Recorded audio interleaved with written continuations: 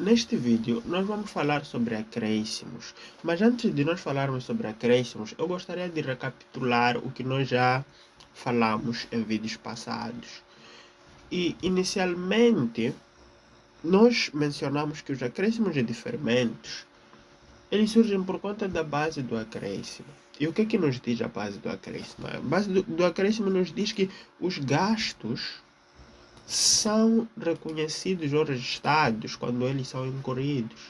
E os rendimentos são registrados ou reconhecidos quando são merecidos. O que isso significa? Isso significa que nós só vamos reconhecer um gasto quando nós recebermos os bens ou os serviços que o nosso fornecedor disse que iria nos dar. E nós só vamos reconhecer os rendimentos quando nós fornecermos os bens ou serviços que nós dissemos que queríamos dar aos nossos clientes. Agora, os acréscimos, eles surgem quando existem bens ou serviços a reconhecer. Significa que os gastos já foram incurridos, nós já recebemos os bens ou os serviços. Ou os rendimentos já foram merecidos, ou seja, nós já fornecemos os bens ou os serviços aos nossos clientes, mas ainda não existiu a fatura ou pagamento. Agora, nós podemos ter nos acréscimos dois tipos: acréscimos de rendimentos e acréscimos de gastos. Vamos falar sobre isso nesse vídeo. Mas também nós temos outro lado, que é sobre os diferimentos. Os diferimentos surgem quando existem bens ou serviços que já foram faturados ou pagos. Já existe uma fatura, já existiu um pagamento, mas ainda não foram reconhecidos. Ou seja, nós ainda não recebemos o bem ou o serviço. E também, do outro lado, nós ainda não fornecemos o bem ou o serviço que prometemos ao nosso cliente. Ainda não merecemos aquele rendimento. Similarmente aos acréscimos, aqui também temos dois tipos. Temos gastos diferidos e rendimentos diferidos. Isso vamos falar no próximo vídeo.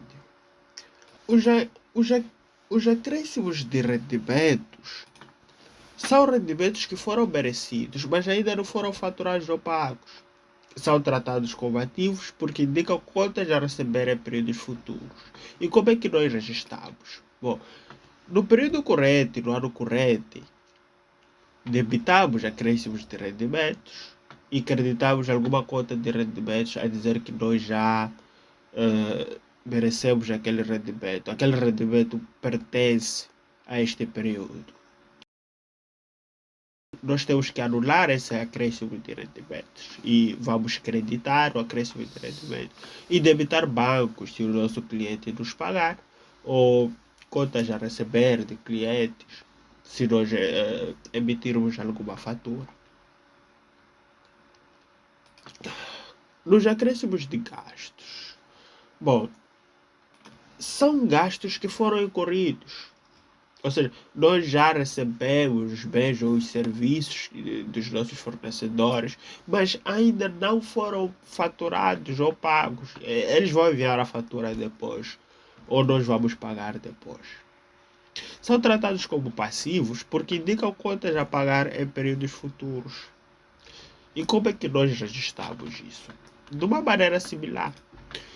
Vamos debitar uma conta de gasto, a dizer que nós já incorremos esse gasto, e vamos creditar acréscimos de gasto. No ano seguinte, ou no período seguinte, temos que anular esse acréscimo de gasto. Então, vamos debitar o acréscimo de gasto e vamos creditar bancos, se nós tivermos a pagar, ou contas a pagar se existir alguma fatura.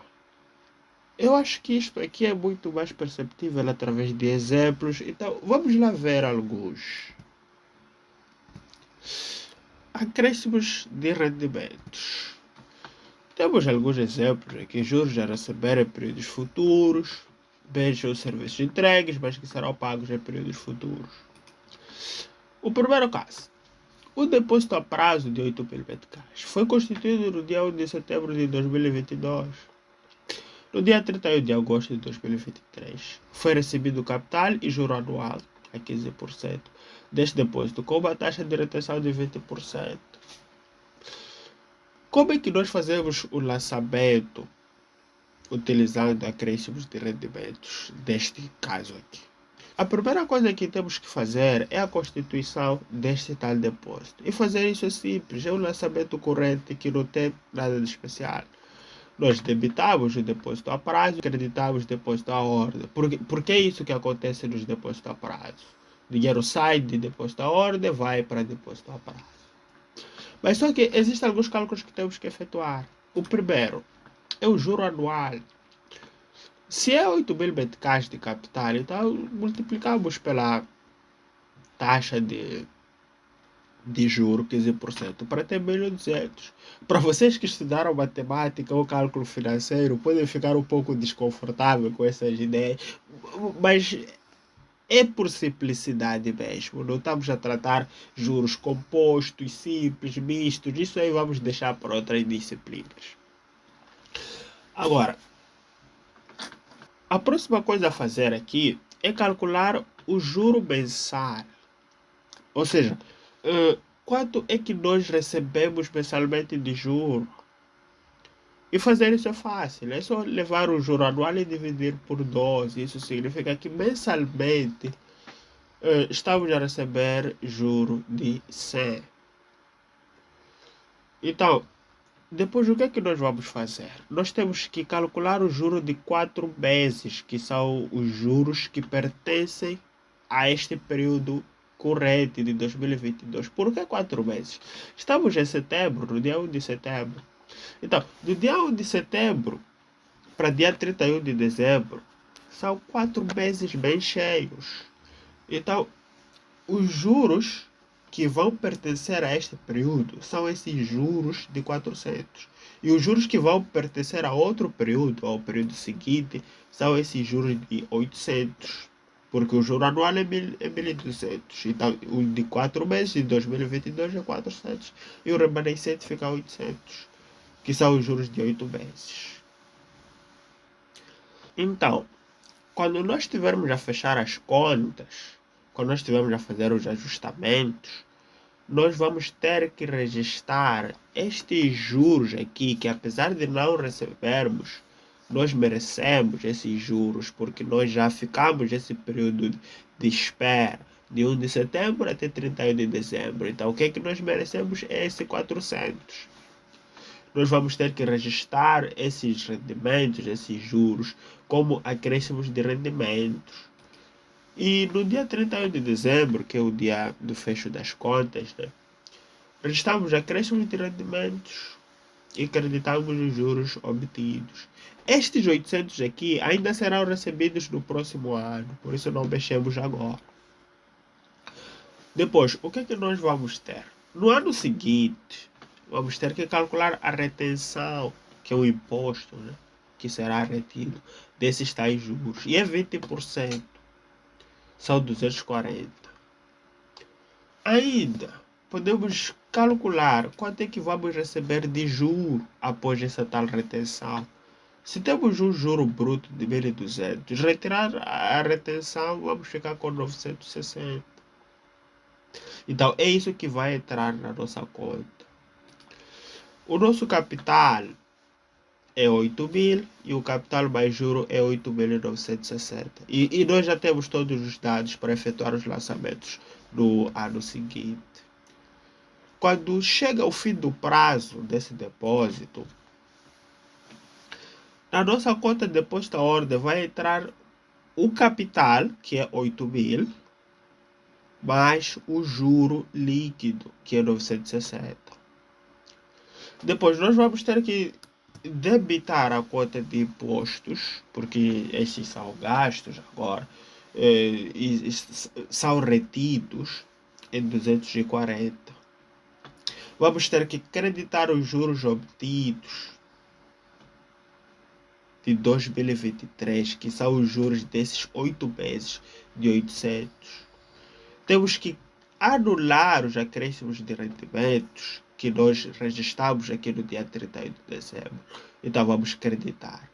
E também nós temos que retirar o capital de depósito a prazo que é de 8 mil, porque agora nós já estamos a receber o nosso dinheiro de volta.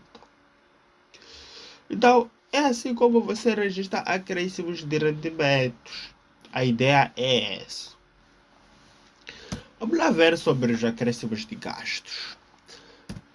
Nos acréscimos de gasto, temos alguns exemplos: juros a pagar em períodos futuros, bens ou serviços recebidos, mas que serão pagos em períodos futuros. Caso 2. As faturas de água e eletricidade do mês de dezembro de 2023 foram recebidas em janeiro de 2024. E estes gastos ascendem a 1.100 e 900 meticais, respectivamente. Temos que utilizar acréscimos de gastos aqui e nós vamos perceber o porquê. Também tem uma informação de IVA de água, 16% de 75% do gasto, IVA de eletricidade, 16% de 62% do gasto, ok? Aqui nós temos um gasto que já foi incorrido. Por quê?